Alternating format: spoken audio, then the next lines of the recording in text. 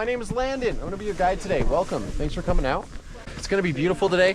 How this trip is gonna go is we're gonna go up to a meadow, play around a little bit. I'm just gonna let you hang out there for a minute. I'll explain the rules of the meadow once we get there. Once we do that, we're gonna go up some trails, get to the viewpoint at the top, let you take some pictures up there, take a little break, and then we'll head back down on different trails to this point. Today I'm going to talk to you about 3 different things. That is controls, controlling your snowmobile, and how we work on the trails. And I'm just going to talk about it like you've never done it before, whether you have or haven't. So the first thing you want to know about is this red kill switch right here. Go ahead and lift that up. You'll feel and hear a click, and that means that your machine is ready to run and start. If that is down, it's just a really expensive decoration. So before you freak out because your snowmobile isn't starting, go ahead and try lifting that up. And if that doesn't work, then we can panic together. Sound good? Perfect. On the right side as well, you've got your thumb throttle. I know this may come as a shock, but the harder you push, the faster you go. But with that in mind, the more you let off, the slower you go. And that is really nice because this throttle slows you down so well, you almost never need the brake. So keep that in mind. And one of the most important things about snowmobiling is learning to work with that throttle and make it your friend. Because you got to remember, it is right there under your hand, and it is easy to grip the handlebars and forget and squeeze that trigger. And that's called whiskey throttling, which we don't want to do. It's the quickest way to lose control of your snowmobile. The main reasons why we go up to the meadow is so you can get used to using that throttle on corners, especially left-hand turns. On the left side, you've got your brake right here. Go ahead and give that a squeeze, just like a bike brake. It's nice and tight. Now, with that in mind, it's so tight, it doesn't need much. If you just pull it and grab it, you're just gonna slide because it's all snow. So what you wanna do is just very lightly pull it and kind of pump it. And that'll give you a lot of control, especially as you use the throttle to slow down as well. So kind of forget it's there until you need it. Now, another thing about this throttle that you wanna keep in mind is if you're going down a hill, it sounds counterintuitive, but you actually want to slightly keep that throttle engaged.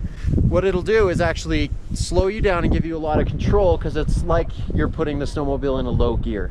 If you just let off completely, the machine likes to try to kick in a neutral eventually, and you'll know it is because it'll make this high-pitched whining noise. If that happens, just push the throttle in again and it'll grip, and then you can control it from there. But just keep it slightly engaged so you don't have to worry about that kicking into neutral.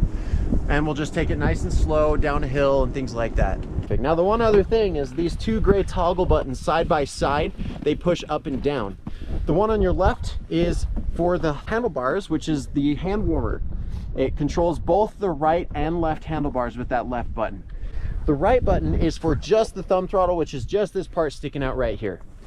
So as you're going, which you probably don't really need it today, it's pretty warm, but if your hands are getting cold, just push that button up a little bit. Once you push it, the display on your snowmobile will change on the far right and left side and show what setting they're at. And you can go from there. They get really, really hot, so don't push it all the way up. You'll end up regretting it probably. But that is all the controls you need to know, except this starter orange button, which is just, you hold it down and it starts, nice and easy. And we'll do that right before we go. The next thing is how to control your snowmobile. Leaning is very, very important. And so is turning the handlebars. Please do both of those. So for example, it's nice and straightforward. If I'm turning to the right, the handlebars go to the right and I lean over to the right side. Now, especially when you're by yourself, it's nice to kind of move yourself on this seat. That's what I like to do. It gives me a lot of control. Thing goes, if I'm turning to the left, I lean over the left side, turn the handlebars to the left. Now, not only do we lean for turns, but we do have to lean for terrain as well. And so basically, if I'm going straight this way and this hill is kind of going down to my left, I'm going to lean uphill to the right. And the same thing goes if I'm going this way, the hill's going down to my right now, so I'm going to lean uphill to the left. So lean into your corners and lean into the high side of the hills. The best thing you can do too is you will notice these snowmobiles like to kind of do a dance. It's the best way to describe it. You'll know what I mean once you get going. But as you're sitting on it, you want to try to keep yourself loose and your arms loose because the skis will kind of shift back and forth a little bit because we do have all these ski tracks in front of us and these really like to follow those same tracks. Now, you don't have to follow those, but if you can't find a good smooth spot, don't try to fight it and keep it steady. Just kind of let it move on you as long as you're in control.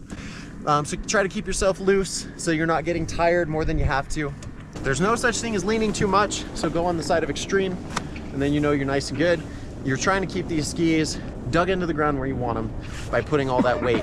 Because when momentum is working and you're turning If I'm turning left, for example, this ski is taking all the momentum, so this ski is just trying to kind of get a little bit looser. So you just want to lean over it so it stays where you want it.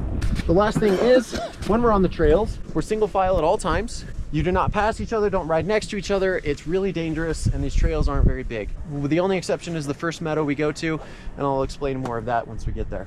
Just remember, stay on the trail, stay where it's packed. I know the powder is inviting, but it has a lot of dangers that nobody knows about, and it's not good to try to play with your fate that way.